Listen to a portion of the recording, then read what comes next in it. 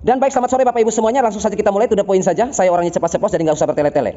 Kemarin sudah kita belajar tentang E4, di mana saya mengatakan bahwa kalau Anda mau bikin kompos, kalau Anda mau bikin POC, pupuk organik padat maupun cair, jangan pakai E4. Karena kalau kita pakai E4, maka penguraian yang terjadi adalah penguraian dalam bentuk pengawetan, ya, penguraian dalam bentuk pengawetan. Sedangkan kalau kita mau bikin kompos atau POC, yang kita harapkan adalah penguraian dalam bentuk pembusukan. Seperti yang saya contohkan kemarin, ya. Susu bisa jadi keju, susu bisa jadi yogurt, susu bisa jadi Yakult, kemudian kacang kedelai bisa jadi tempe, buah pisang, buah pepaya bisa jadi wine atau arak atau anggur, dan penguraian atau perombakan bahan organik lain yang sifatnya adalah cuka, asam asetat, alkohol atau etanol. Nah, kalau kita pakai agen M4 ini, hasilnya seperti itu. Nah, kalau POC yang kita buat hasilnya adalah alkohol, etanol, asam asetat, kemudian cuka, apa yang mau kita harapkan untuk tanaman kita? Ya, kalau kita mau bilang itu penguraian atau dekomposisi, ya iya, itu penguraian atau dekomposisi juga. Tetapi sifat penguraiannya adalah pengawetan. Sedangkan yang kita butuhkan adalah pembusukan. Artinya bahan organik itu tidak boleh awet, dia harus hancur lebur, membusuk menjadi tanah. Itu yang kita harapkan. Nah, sesuai dengan penjelasan video itu kemarin, banyak sekali kontroversi, banyak sekali perdebatan di kolom komentar di video kemarin. Makanya banyak yang request untuk kita buatkan video part 2 ini. Pak, diselesaikan saja masalah ini biar terang benderang, biar tidak ada lagi perdebatan antara dua belah pihak, ya. Ada yang pro dan ada yang kontra. Hari ini kita luruskan, ya.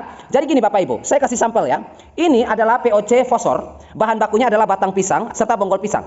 Ya, bahan baku batang pisang dan bonggol pisang. POC ini Bapak Ibu tahu umurnya berapa? 2 tahun. Artinya kalau sekarang Bapak Ibu nonton video ini 2024, saya sudah buat ini dari tahun 2022, ya. Sudah 2 tahun. POC ini 2 tahun, Bapak Ibu lihat, bonggol pisangnya masih utuh. Itu. Ya, bonggol pisang dan batang pisangnya masih utuh. Tuh, seperti itu. Nah, kemudian air dari POC kita ini mulai lama-kelamaan selama 2 tahun ini dia mulai bening. Dan kemudian kalau saya buka tutupnya, lalu saya cium, nah, aromanya seperti arak, ya, seperti wine. Nah, ini, ya, karena di sini isinya adalah etanol dan alkohol. Ada juga asam asetat dan cuka, seperti itu, ya. Nah, ini kalau kita aplikasikan ke tanaman, riskan, ya, bisa berbahaya untuk tanaman kita. Kenapa bisa demikian? Karena pH-nya ini jelek. pH-nya itu ada di angka 2,5 sampai 3. pH 2,5 atau 3, tanaman akan merana, ya. Nah, tetapi pertanyaan Bapak Ibu di kolom komentar, kami yang sudah terlanjur membeli E4 ini bagaimana nasib kami? Kemudian, kami yang sudah punya mengumpulkan bahan organik seperti kotoran hewan, limbah-limbah sayuran, daun, buah, dan lain sebagainya. Kalau tidak pakai E4, lalu kami pakai apa? Dan hari ini saya akan kupas tuntas setuntas-tuntasnya dua problem itu yang ada di kolom komentar, permasalahan Bapak Ibu sekarang. Dan juga bonusnya nanti, saya akan kasih informasi atau ilmu untuk Bapak Ibu semua, agar E4 yang sudah Bapak Ibu miliki sekarang, bisa Bapak Ibu alih fungsikan dia menjadi herbisida yang sangat-sangat super. Ya, oke, kita mulai. Untuk permasalahan pertama, kami yang sudah terlanjur membeli E4, bagaimana Pak nasibnya? Oke, Anda yang sudah punya E4, sekarang yang harus Anda lakukan adalah tetap melakukan fermentasi seperti biasa. Di mana yang sudah pernah Anda lakukan fermentasi POC menggunakan E4 dengan takaran-takaran dan dosis-dosisnya yang nanti akan menghasilkan alkohol seperti ini. Lakukan saja. Tujuannya apa? Setelah kita mendapatkan ini, alkohol, etanol, asam asetat atau cuka, kita dapat seperti ini, maka ini kita bisa jadikan sebagai disinfektan untuk kita bisa gunakan dalam kehidupan kita sehari-hari dalam rumah tangga. Misalnya, pembersih lantai, pembersih toilet, pembersih kaca, pembersih dapur, pembersih kompor, pembersih minyak dan lain sebagainya. Ya, itu untuk fungsi pertama. Jadi yang sudah beli E4 ya jangan dibuang. Gunakan saja sesuai dengan apa yang dia tulis di situ, ikuti saja sehingga nanti kita dapatnya alkohol, biar nanti bisa dipakai untuk kebutuhan kita sehari-hari. Itu yang pertama. Yang kedua, POC yang kita hasilkan seperti ini Bapak Ibu, kita bisa menjadikan dia sebagai bahan insektisida juga. Tetapi karena pembuatan kita berbeda-beda, bahan yang Bapak Ibu gunakan juga berbeda dengan saya, maka dosis penggunaannya nanti harus disesuaikan. Misalnya Bapak Ibu harus ada tanaman contoh atau tanaman sampel. Misalnya Bapak Ibu ambil 10 mili, kemudian bisa Bapak Ibu campurkan dengan air setengah liter atau 500 mili, ya, 10 mili atau 2 tutup botol aqua seperti ini untuk setengah liter air. Lalu diaplikasikan ke beberapa tanaman yang sudah Bapak Ibu jadikan dia sebagai sampel, yang diserang hama, yang diserang kutu, yang diserang trips. Semprot ke situ, aplikasikan ke situ. Lalu Bapak Ibu lihat, oh nggak ada efeknya, tambah 20 mili per setengah liter air. Nggak ada efeknya juga, tambah 30 mili. Oh, kutunya sudah mati. Nah, itu takarannya. Kenapa saya tidak ada takaran pasti? Karena bahan dan pembuatan yang kita lakukan itu berbeda-beda setiap orang. Jadi untuk dosisnya bisa Bapak Ibu perkirakan sendiri atau diaplikasikan sendiri dengan tanaman contoh atau tanaman sampel untuk mendapatkan dosis tetapnya. Kemudian selain insektisida, bisa digunakan sebagai apa lagi? Sesuai dengan fungsinya. Kan fungsi dari Lactobacillus atau Saccharomyces sp yang ada di E4 itu tujuannya adalah membunuh patogen, itu yang pertama. Yang kedua adalah membunuh bakteri pembusuk. Jadi bisa Bapak Ibu memanfaatkan POC ini sebagai fungisida, bahkan bisa juga sebagai bakterisida. Karena fungsinya kan seperti itu. Etanol, alkohol, asam asetat, cuka itu akan membunuh patogen dalam tanah maupun membunuh bakteri patogen di dalam tanah. Sesuai dengan fungsinya kan. Jadi selain insektisida, dia juga bisa dijadikan sebagai fungisida dan bakterisida. Dan tentunya untuk dosis dan takarannya bisa Bapak Ibu sesuaikan seperti contoh insektisida tadi. Harus ada tanaman sampel, harus ada tumbuhan sampel untuk bisa Bapak Ibu aplikasikan dengan beberapa dosis berbeda. Lalu lihat perkembangan dan hasilnya. Mana yang hasilnya baik atau positif, maka itu bisa dijadikan sebagai acuan takaran untuk bisa digunakan ke tanaman yang lebih banyak lagi. Nah, kemudian selain insektisida, selain bisa dijadikan sebagai fungisida dan bakterisida, dia ini juga bisa dijadikan sebagai akarisida, yaitu pembasmi hama-hama seperti kutu-kutuan, ya, tungau, kutu dan lain sebagainya. Selain akarisida, dia juga bisa sebagai apa? Dia juga bisa dijadikan sebagai moluskisida untuk siput, cacing dan lain sebagainya, bekicot, keong dan lain sebagainya. Karena hama-hama berlendir seperti itu akan sangat sensitif dan akan cepat mati jika berurusan dengan yang namanya alkohol. Dan poin terakhir untuk pestisida, dia ini sangat bagus sekali untuk kita gunakan sebagai herbisida. Nah, pertanyaannya, dari mana Bapak tahu bahwa ini bisa dijadikan sebagai herbisida? Coba aja Bapak Ibu semprot ke tanaman. Kalau tanaman Bapak Ibu nggak kuning dan mati kekeringan, kena alkohol seperti ini, etanol, asam asetat, atau cuka seperti ini. Coba aja aplikasikan ke tanaman Bapak Ibu. Kalau nggak mati tanaman Bapak Ibu. Nah kalau diaplikasikan ke tanaman mati, kenapa tidak dijadikan sebagai herbisida? Oh iya ya Pak, kenapa kita nggak berpikir begitu? Ya iya, seperti itu. Kan banyak itu yang komentar, trauma menggunakan POC dari E4. Karena tanaman banyak yang kuning, tanaman banyak yang kering, tanaman banyak yang mati. Nah daripada kita menggunakan POC berbahan E4 ini untuk membunuh tanaman kita, lebih baik kita pakai saja jasanya dia untuk sebagai herbisida.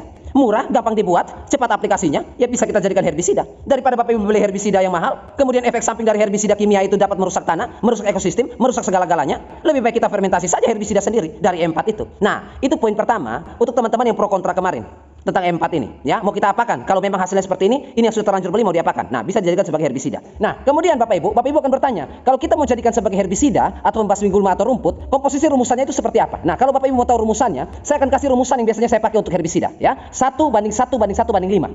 Saya ulangi, 1:1:1:5 itu untuk herbisida, ya. Jadi 1 liter E4, 1 liter molase, 1 kilo bahan organik, dan pengencernya atau airnya 5 liter. 1:1:1:5. Dan fermentasi itu dilakukan secara anaerob atau tertutup rapat seperti ini, ya. Dan setelah 1 bulan kemudian, yang Bapak Ibu dapatkan adalah alkohol, etanol, asam asetat, dan cuka. Dan itu sudah siap dan ready untuk Bapak Ibu bisa aplikasikan sebagai herbisida untuk membasmi gulma dan rumput liar di lahan Bapak Ibu. Nah, kemudian Bapak Ibu akan bertanya lagi, kalau kita jadikan sebagai herbisida, Pak, kita sudah aplikasikan ke gulma, ke rumput liar, kemudian sudah mati.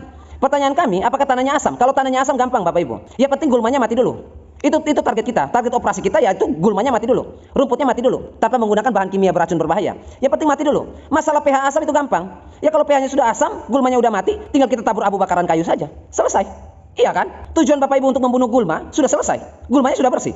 Sekarang tanahnya asam, kita netralkan dengan abu kayu. Selesai. Ya. Jadi simpel-simpel aja. Kalau kita berpikir itu jangan terlalu ribet-ribet. Nanti bisa mimisan kita, ya. Simpel-simpel, gampang-gampang aja. Ya. Kemudian kita lanjut ke masalah nomor 2, yaitu bahan organik yang sudah terkumpul banyak, sudah disiapkan banyak. Kalau tidak pakai E4, pakai apa? Bapak Ibu, jangan seolah-olah kita ini hidup di suatu tempat laboratorium yang steril. Ya, di dunia ini, di rambut Bapak Ibu itu ada banyak sekali bakteri, banyak sekali mikroorganisme. Di kulit kita ini banyak sekali mikroorganisme, banyak sekali bakteri. Makanya kalau saya berkeringat seperti ini, keringat kita bau. Kenapa keringat kita bisa bau seperti ini? Karena di pori-pori kulit kita menempel banyak sekali bakteri pembusuk. Makanya keringat kita bau. Di baju yang saya pakai ini banyak sekali bakterinya. Di tangan saya ini banyak sekali bakterinya. Bakteri pembusuk, bakteri pengurai. Lalu kenapa Anda pusing mencari bakteri pengurai? Lalu kenapa Anda bingung mencari bakteri pembusuk? Seolah-olah hanya E4 saja, seolah-olah hanya bisa dibeli di toko saja. Kita hidup dengan bakteri pembusuk. Saya kasih contoh yang gampang biar kita bisa lebih terbuka lagi pemahaman, ya. Contohnya ini adalah buah pisang masak, ya. Buah pisang masak ini saya tidak makan, saya taruh di meja makan. Saya tidak mau makan, saya taruh di meja makan. 1 minggu kemudian apa yang terjadi dengan pisang ini? Membusuk. Siapa yang buat busuk? Siapa yang tuangkan E4 di situ? Siapa yang tuangkan M21 di situ? Siapa yang tuangkan KRR di situ? Siapa yang tuangkan probiotik di situ? Pertanyaan siapa? Siapa yang tuangkan dekomposer atau bakteri pengurai di pisang di meja makan saya? Siapa? Sehingga pisang ini bisa busuk. Siapa? Ya, buah pepaya yang jatuh dari pohonnya jatuh ke tanah, tidak ada yang kasih E4 di situ, dia bisa membusuk dengan sendirinya. Siapa yang membuatnya busuk? Apakah Bapak Ibu menuangkan E4 di situ? Kan tidak.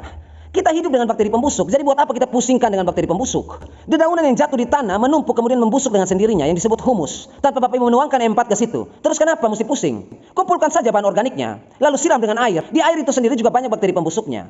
Makanya air minum kita rebus dulu. Supaya apa kita rebus air minum? Supaya tidak ada bakteri pembusuknya di dalam situ. Sehingga kalau kita minum air minum itu, perut kita tidak sakit. Seperti tidak diare, seperti itu. Karena kita rebus, bakteri pembusuknya sudah mati. Bakteri negatifnya sudah mati. Bahkan di dalam tubuh kita manusia, 2,5 kilo dari berat bobot tubuh kita itu adalah mikroorganisme. Saya ulangi sekali lagi. Kalau Bapak Ibu timbang berat badan, dan berat badan Bapak Ibu adalah 70 kilo, maka berat badan Anda sesungguhnya adalah 67,5 kilo. Ya, berat badan Anda sesungguhnya. Terus 2,5 kilonya kemana Pak? Kok bisa hilang berat badan saya? 2,5 kilo dalam tubuh Bapak Ibu itu adalah miliaran mikroorganisme yang menetap di usus, di rambut, di kulit maupun di tubuh Bapak Ibu semua. Jadi jangan kita pusingkan dengan masalah yang sepele atau remeh-temeh seperti itu. Ya, tidak perlu kita pusingkan. Ambil bahan organik, tumpuk saja, lalu siram dengan air, lalu biarkan dia di situ. Ya, dia akan terjadi pembusukan dengan sendirinya. Itu yang tadi saya bilang. Jangan kita menganggap diri kita seolah-olah kita ini hidup di bumi yang steril. Wake up Bapak Ibu, bangun. Kita ini sementara terjebak di antara tumpukan-tumpukan bakteri yang ada di bumi. Di udara ini penuh bakteri. Kita ini seolah-olah seperti makhluk yang tenggelam dalam bakteri.